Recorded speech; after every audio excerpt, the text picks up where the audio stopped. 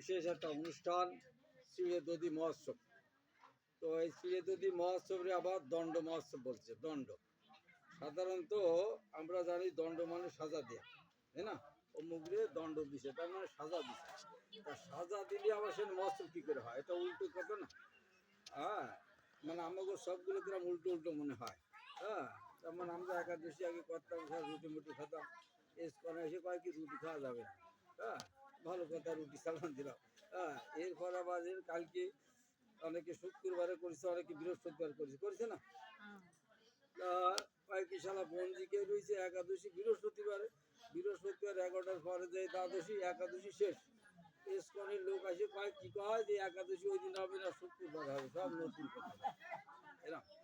এখন আবার আজকে শুনছি দণ্ড মানে তার সাজা দেয়া, কেউ অন্যায় করলো তার দণ্ড দিয়ে আমার সাজা দেয়া।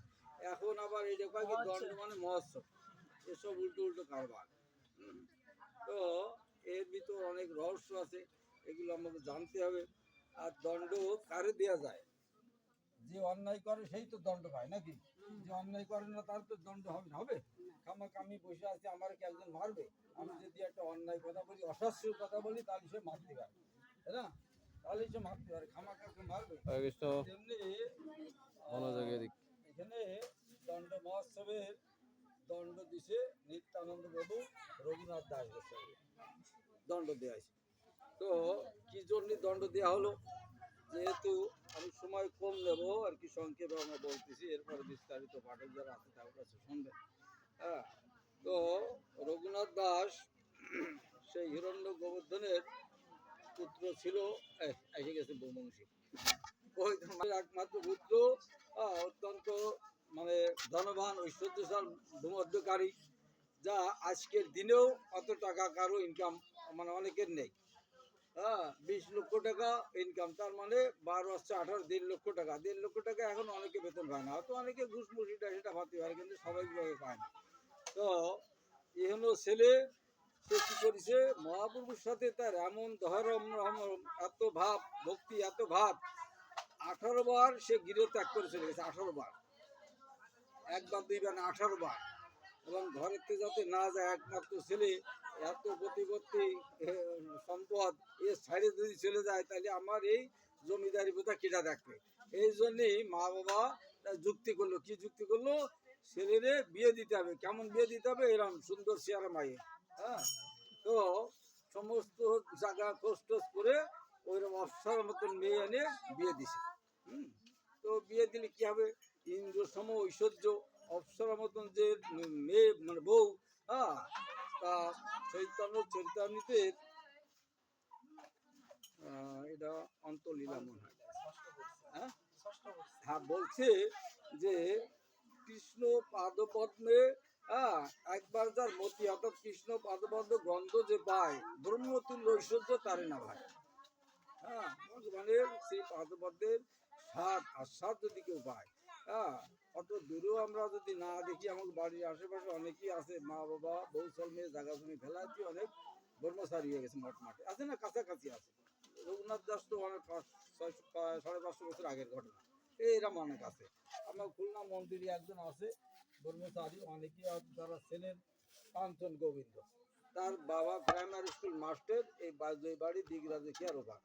তো তার বাবার 40 বিঘে সম্পত্তি এখন আছে। বাবা গত বছর আগের বছর দেহরাইছে। তার ভাগের 2 ভাই, ভাগের ভাগ 20 বিঘে ভাগ। আমরা 2 কাঠা কেনার জন্য লালাই তো ঘুরে ঘুরে বেড়াই এটা করে। হ্যাঁ, সে 20 বিঘে পাবে ফেলা থুয়ে বর্মচরিয়ে, সে মাঠে ঘাটে ভতে ঘাটে যেখানে সেখানে ডাক দিলি দৌড় দিচ্ছে, যে প্রচার করে বেড়াচ্ছে। এরম কি জন্য করছে, কি লাভ পাইছে? তার মানে আমি গুড়ির জিলাপি খাচ্ছি, হঠাৎ এখন বংশীর মায়ে বা ছেলে যদি ছানার জিলাপি এনে দেয়, তাহলে কি হবে? গুড়ির জিলাপি খাবো নাকি? তা তেমনি একবার যে স্বাদ পাইছে, হ্যাঁ, সে কি করবে? তার সংসারে আসক্তি থাকবে না। এই জন্যে বলা হচ্ছে রাধারানী তার যত সখী টকি ছিল তাদের বলছে, সখীরে শোন, কোনো সময় কেউ যদি বাড়ি ঘর দোর জায়গা জমি বউ ছেলে আত্মীয় স্বজন নিয়ে সংসারে সুখে বাস করতে চায়, সে যেন কেশিঘাটের ওই যে ত্রিভঙ্গ শ্যাম কানাই ও চেহারা যেন কেউ না দেয়। দেখলি কি হবে? আমরা দেখি দেখলি তোর আর সংসার দাম হবে না, কেন এমন রূপ এমন আকৃষ্ট হয়ে যাবি তোর বাড়ি গদ্য সংসার থাকার এহেল অবস্থা। তেমনি আমরা যদি সাধু সঙ্গ ভক্ত সঙ্গ করি, শ্রবণ কীর্তন করি, ধীরে ধীরে আমাকে সেই অবস্থা হবে। এখন মুদ্রা কথা হচ্ছে, যেহেতু আমরা সংসারের বন্ধনে আবদ্ধ আছি, হ্যাঁ, এইখানে উন্মাদ হয়ে আমি তোমার সংসার করবো না, সারা দাওলা যন্ত্রের একটা ভালো শাড়ি এনে দিল না, হরে কৃষ্ণ, ভালো কথা করছি, একটা ভালো শাড়ি এনে দিল না, আমি কসমেটিক এনে দিল, সারা সংসার করবো না, এই যে সংসার ফেলায় ওই সাধু কই যে এসব বাদ দিয়ে হরে হরে করে, তা আমরা করতে যাবো না। ঠিক আছে, আমরা যারা এই অবস্থায় আছি আমরা এগুলো করবো, তার ভিতরেও আমরা 37 ঠিক রাখবো। 37 ঠিক কি? হ্যাঁ, সময় মতন গোবিন্দ ভজন করবো। যেমন 37 ঠিক রাখার বাস্তব উদাহরণ এখন নেই। আগে প্রত্যেক বাড়িতে ঢেকি ছিল, ছিল কিনা? প্রত্যেক বাড়িতে ঢেকি ছিল, হলদিও করতে হতো, সিঁড়িও করতে হতো, ধানও মেনে খাতে হতো। তো মা যারা ছিল, দেখা গেল বউ পুতির বউ হয়তো মানে কি ঢেকি ভাড়াচ্ছে আর ওই শাশুড়ি আলিয়ে দিচ্ছে। হ্যাঁ, তার নজর কোন দিক? ওই যে ঢেকির যে ওই যে ওটা কি কয়, মুগুর, মুগুর, মুগুরটা উপরতে নামার আগেই আলিয়ে দিয়ে চলে আসছে নাকি? কারণ কি, মুগুর পড়লি তো আচ্ছিতে যাবে। আমাকে মুগুরের দিক সবসময় নজর রাখতে হবে। আমরা যাই করি, খাওয়া দাওয়া চলাফেরা বউ সব নিয়ে জায়গা জমি এমনি যাই করি না কেন, মুগুর যাতে ঘাড়ে পারে না করে, এটা আমাকে খেয়াল রাখতে হবে। তাহলে আমি কি করতে হবে? যখনই আমরা সময় পাবো, হ্যাঁ, যখনই আমরা সময় পাবো তখনই আমরা কি করবো? ভগবানের নাম গুণগুণ কীর্তন করবো। এই কলিযুগে এত সহজ সরল ভাবে চৈতন্য মহাপ্রভু অকতরে দান করেছে, যা সত্য ত্রেতা দাপরে ছিল না। কি করেছে? মহামন্ত্র জপ আপনি কীর্তন করতে পারেন। কোন সময় করবেন এর কোনো সময় টময় নেই, আছে নাকি? মহাপ্রভু শিক্ষা অষ্টকে 2 নম্বর দাগ কি বলছে? নাম নামকারী বহুদা নিজ সর্বশক্তি স্তন্ত পিতা, মানে নিজ সব কিছুর ভিতর দিছে, নিয়মিত ন কালো, কোনো দিন কাল সময় নেই। বলছে এই নাম লয় খাইতে শুইতে তাহার মহিমা বেদে নাই পারে দিতে, বেদ পর্যন্ত। এখানে সুযোগ যদি আমরা গ্রহণ না করি তা আমাকে তো মুগুরি শেষা স্বাভাবিক। হরে কৃষ্ণ। তো সেই রঘুনাথ দাস গোস্বামী মহাপ্রভুর প্রতি এমন ভাবে আকৃষ্ট হয়েছে, সে বাড়িতে 18 বার পাড়া আছে রেখেছে। তারপরে কি করলো? হিরণ্য গোবর্ধন তার একমাত্র ছেলে 11 জন লোক রাখলো তার জন্য, খাতে শুতে বসতে পায়খানায় যাবে, স্নান করবে, হ্যাঁ, 11 জন পাহারাদার রাখলো, 11 জন, যাতে কোনো সময় সরে না যেতে পারে। হ্যাঁ, একবার সে মহাপুরুর সাথে দেখা হলো। হ্যাঁ, মহাপুরুষ দেখা হলে মহাপুরু বলছে, তুমি মানে বাতুল হয়ে না, সংসারে যাও, সংসার ধর্ম করো। হ্যাঁ, এক সময় কৃষ্ণ তোমার কৃপা করবে, তুমি সংসার ধর্ম করো। ও আসে সংসারে অভিনয় করতে লাগলো। বাবা মা মনে করলো এই ছেলে বিয়ে দিছি তো আর নড়তে পারতেছে না, ওরে মানে ঝাগড়া পেঁচা দিছি, হ্যাঁ, আর নড়তে পারতেছে না। এক সময় সে কি করলো, ঘরে দুয়ারে না শুয়ে তার বাড়ির সামনে যে বিরাট দুর্গা মন্দির ছিল ওই মন্দিরে থাকতো। তো তার গুরুদেব একদিন আইসে রাত্রি, এসে বলছে তোমার আমাকে ওখানে যাওয়া লাগবে। কেন?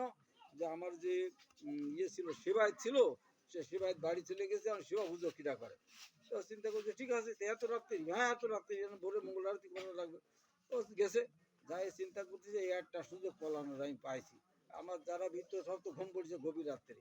হ্যাঁ, গুরুদেব বলছে গুরুদেব আপনি যান, আমি আসতেছি। হ্যাঁ, আমি তো আসতেছি আপনার সাথে, আপনি যান, আমি যে সময় হয়তো বসে যাবো। গুরুদেব সরল সোজা মানুষ বাড়ি চলে গেছে, আর উনি এই পথে সোজা রাস্তা দিয়ে বাগান কাঁড়াল দিয়ে দিয়ে হ্যাঁ একদম ভেঙে চলে গেছে। তো কৃষ্ণ এর আগে কি করেছে? আজকে যে দিনটা চিরাদদি মহোৎসবের দিন, এই চিরাদদি মহোৎসব প্রথম হচ্ছে আপনার ওই যে পানিহাটি।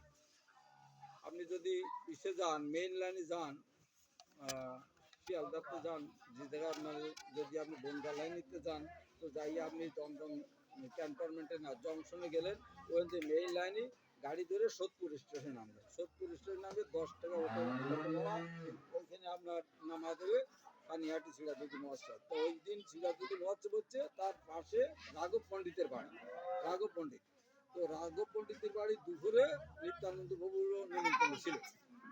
তো ওই জায়গায় যে অনুষ্ঠান হচ্ছে, সেই সময় ওই এটা হিরণ্য গোবর্ধনের বাড়ি ছিল সপ্তগ্রাম হুগলি, ওই কাছাকাছি। তা বলছে বাবা আমি আজকে ওইখানে একটু অনুষ্ঠানে যাব। তা চিন্তা করেছে ও তো ঘর সংসার করেছে, বিয়েটা দিছে, আর তো সমস্যা নেই, তা যা বাবা যা ঘুরে আয়। হ্যাঁ, ও সেইভাবে গেছে, যাইয়ে ঘুরে যে সময় আসতেছে তখন ওই নিত্যানন্দ বাবু বসে আছে আর পারিষদ সহ সে জায়গায় পাঠ কীর্তন হচ্ছে। রঘুনাথ দাস করেছে কি দূরিত্বে দিয়ে দণ্ডবাদ করেছে। আর আমরা তো যাই ধারে বসতে পারি নাকি, গুরুদেবের স্মরণ শুনতে পারি নাকি, হ্যাঁ, বড় সেরকম সাধু যে আছে মহারাজ আছে নাকি তার হাত ধরে যে বসতে পারি না, আমরা এরকম করি না। আর এরা হচ্ছে প্রকৃত ভক্ত। যেমন নামাচার্য হরিদাস ঠাকুর, যে নামাচার্য হরিদাস ঠাকুর দেহ রাখলি মহাপ্রভু স্বয়ং কোলে করে নিয়ে গেছে, সেই নামাচার্য হরিদাস ঠাকুর মেলস্য জবনকুলের জন্ম বিধায় সে পুরীধামে মানে কাছাকাছি থাকতে পারলো না, 2 মাইল প্রায় দূরে এসে সিদ্ধ বকুলতলায় অবস্থান করলো। কেন? যে সে জবনকুলের জন্ম, ওইখানে গেলে হয়তো কোন শুদ্ধ ভক্ত তার টাচে লাগলি তার কি হবে, পাপ হবে। হ্যাঁ, মানে যার তারও ক্ষতি হবে, আমারও পাপ হবে, আমি মেলেছ এ হলো কারণে। হ্যাঁ, শিবজি মহারাজ কত বড় ভক্ত। এরম যারা মানে শুদ্ধ ভক্ত, 1 নম্বরে যার বৈষ্ণব লিখতে হয় তার নাম, তারা কাছাকাছি কিন্তু যায় না। আর আমরা চিন্তা করি যে সাধু বৈষ্ণবের কাছাকাছি যদি আমরা থাকতে পারতাম। জয় জয় নিতাই গৌর সীতানাথ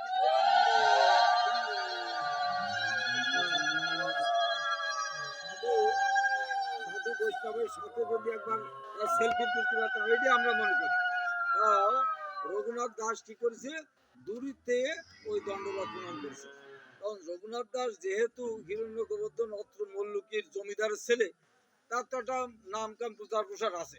তখন যারা দেখিছে তখন বলছে ওই দাও রঘুনাথ তো আইছে, রঘুনাথ আইছে। এই কথা যখন ওই নিত্যানন্দ ভোর কানে গেছে, নিত্যানন্দ হিন্দু বলছে হে রে সুরা, তুই এতদিন পরে এসে দেখা দিলি, আয় এদিকে আমার কাছে আয়, আজকে তোরে দণ্ড দেব। তখন এই রঘুনাথ দাস কি করছে, ধীরে ধীরে যাইয়ে হ্যাঁ ওই ইসের মধ্যে মহাপ্রভু নিত্যানন্দ পাহাড় কাছে ওরা নিতে বলছে। নিত্যানন্দ কি করেছে, তার কৃপা আশীর্বাদ দান করে পাওয়ারটা উঠে দিয়েছে মাথা পায়। আর বলিছে আজকে তো দণ্ড দেবো, কি দণ্ড, এইখানে যত লোক আসবে চিড়ে দই কলা এগুলো সমস্ত সব খাওয়াতে। তো রঘুনাথ দাসের তো এগুলো কোনো ব্যাপার না। হ্যাঁ, জমিদারের ছল।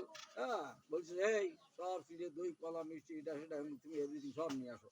হুকুম দিতে দেরি আছে। আর আর এই খবর পাইছে যে আজকে বিরাট মহোৎসব হবে, লোকজন সব চলে আসছে। আর দোকানিরা চিন্তা করছে একটা মগ পাখন যে বেচা কিনা হবে। হ্যাঁ, সমস্ত সব তখনকার দিনে কিন্তু ইয়ে ছিল আপনার শাড়ি মালসা, এখনো কোনো কোনো জায়গায় এটা ব্যবহার হয়। যেমন আমাদের খুলনা মন্দিরের প্রেসিডেন্ট, ওনার বাড়ি আছে বরাতিয়া, খনিয়া ব্রিজের পাশে বরাতিয়া গ্রাম, ওইখানে নামযজ্ঞ হয়। আমি 10-11 বছর সেবায়ত কাজ করি। তা 7-8 হাজার টাকার কেনে ওই শাড়ি মালসা টালসা কলস, হ্যাঁ এগুলো, হ্যাঁ হ্যাঁ ওইরকম সেই মালসাগুলো মানে বড় বড় বেশ, আর শাড়ি কলস, হ্যাঁ হ্যাঁ এরম। কিন্তু আমাকে তো এইসব নেই। তা যাই হোক, ওই সমস্ত সমস্ত ওই মানে চিড়ে দই কলা মিষ্টি সন্দেশ অনেক প্রকার জিনিস, ঘন দুধ, দুধের কথা বলা আছে ঘন দুধ, এবং একটা মালসায় ওই চিড়ে টিড়ে দিয়া, আর একটা মালসায় ঘন দুধ কলা এগুলো দিয়া, আর একটা মালসায় চিড়ে দই টই দিয়া, দুটো মালসা।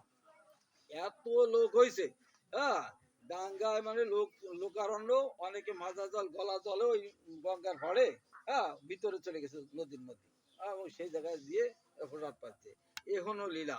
তো সেই লীলার স্মরণে আমরা চিড়ে দুধি মহোৎসবে এগুলো করি। হ্যাঁ, তো আমরা যদি দণ্ডপাতে যাই, যেমন আমি একটা আনাটা কথা বললাম, তো সে আমার মাতৃভাই, তা আমরা যদি দণ্ডপাতে চাই তাহলে আমরা আনাটা কথা বলবো না, এখানে কি করবো, নিত্যানন্দের প্রতি আমাকে শ্রদ্ধা ভক্তি আমরা পারবো। বলছে যে সংসার ও সুখের মুখে হরে কৃষ্ণ ভালো লাগছে